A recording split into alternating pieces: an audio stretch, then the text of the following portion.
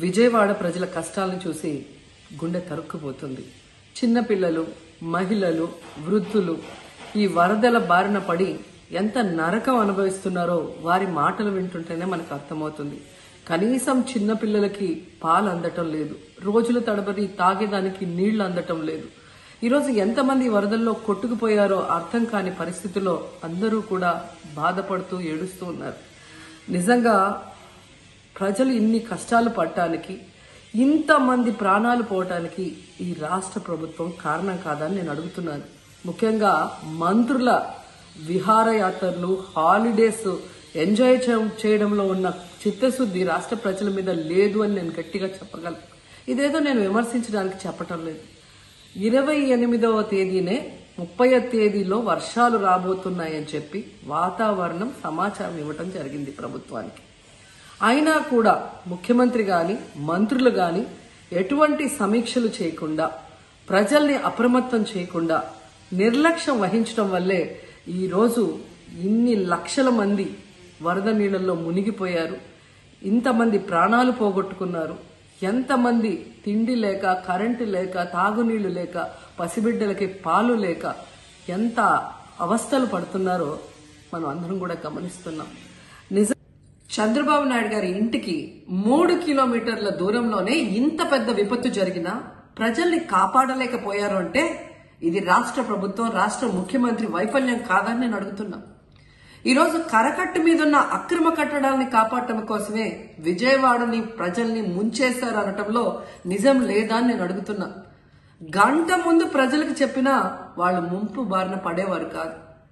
వాళ్ళని అప్రమత్తం చేసి ఒక సేఫ్ అయిన ప్లేస్ కి పంపించున్నా ఈరోజు ఇన్ని లక్షల మంది, దాదాపుగా 3 లక్షల మందికి పైగా 4 రోజుల పాటు కరెంటు లేకుండా, తిండి లేకుండా, చిన్న బిడ్డలకి పాలు లేకుండా ఈ విధంగా నీళ్లలో మునిగి అవస్థలు పడాల్సిన అవసరం లేదు.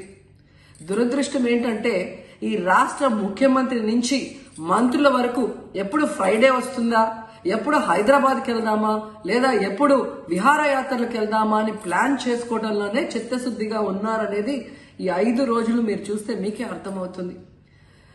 30వ తేదీ భారీ వర్షాలు వస్తాయని ముఖ్యమంత్రి గారికి, మంత్రులకి 28వ తేదీనే వాతావరణ శాఖ సమాచారం అందించినా ఎటువంటి సమీక్షలు లేదు, ఎటువంటి ముందస్తు జాగ్రత్తలు లేదు, ప్రజల్ని కాపాడాలన్న చిత్తశుద్ధి లేదు అనేది స్పష్టంగా అర్థమవుతుంది.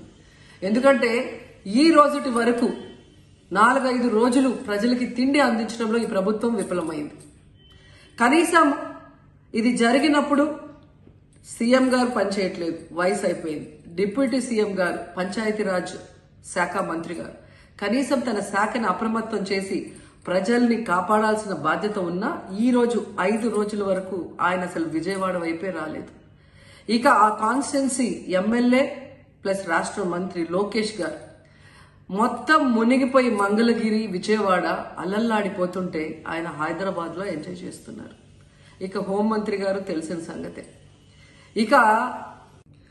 ఇక మున్సిపల్ శాఖ మంత్రి నారాయణ గారు ఈరోజు విజయవాడని ముంచేసింది ఈ మున్సిపల్ శాఖ నిర్లక్ష్యం కాదని నేను అడుగుతున్నా. ప్రజల్ని సురక్షిత ప్రాంతాలకు తరలించే విధంగా ఈ నారాయణ గారు రివ్యూ చేయకపోవటం వల్ల ఈరోజు లక్షలాది మంది నీళ్లలో మునిగిపోయారు. వాళ్ళందరూ కూడా ప్రభుత్వం ఎప్పుడు కాపాడుతుందా అని ఎదురు చూస్తున్నారు. అయినా వీళ్ళకి పట్టింపు లేదు. ఇక రామానాయుడు గారు ఇరిగేషన్ మంత్రి, కనీసం ముందస్తు రివ్యూలు లేదు.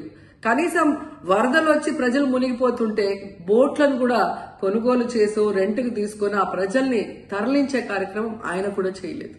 ఇక ఎప్పుడు వరదలు వచ్చినా, భారీ వర్షాలు వచ్చినా ముఖ్యమైన శాఖ రెవెన్యూ శాఖ. అనగాన సత్యప్రసాద్ గారు ఈయన విహారయాత్రలో ఎంజాయ్ చేస్తున్నాడు. కనీసం పునరావాస కేంద్రాలు ఏర్పాటు చేయాలి, మరి ఆ ప్రజలకి పాలు, తిండి అన్ని అందించాల్సిన బాధ్యత ఉన్నా ఏం పట్టించుకోలేదు.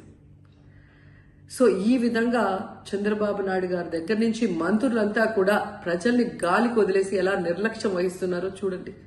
ఇప్పటికైనా వాళ్ళు కళ్ళు తెరిచి ప్రజల్ని కాపాడండి అని చేతులెత్తి నమస్కరిస్తున్నా.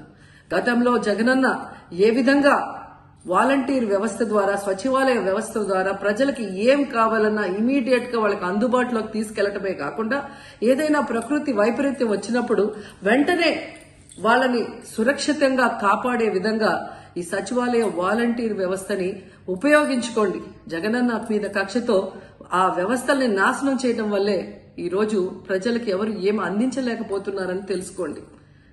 అండ్ ఈరోజు జగనన్న విజన్ ఉన్న నాయకుడు, ప్రజల్ని ప్రేమించే నాయకుడని మరోసారి రుజువు చేసుకున్నారు.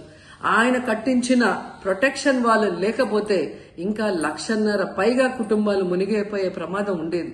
ఈరోజు ఆ ప్రాంతమంతా సేఫ్ గా ఉంది విజయవాడలో ఒక సైడ్ అంటే అది జగనన్న ప్రజల పట్ల ఉన్న అభిమానంతో ఆ ప్రొటెక్షన్ వాల్ కట్టించడం అనేది కూడా మనం అందరం గుర్తుంచుకోవాలి.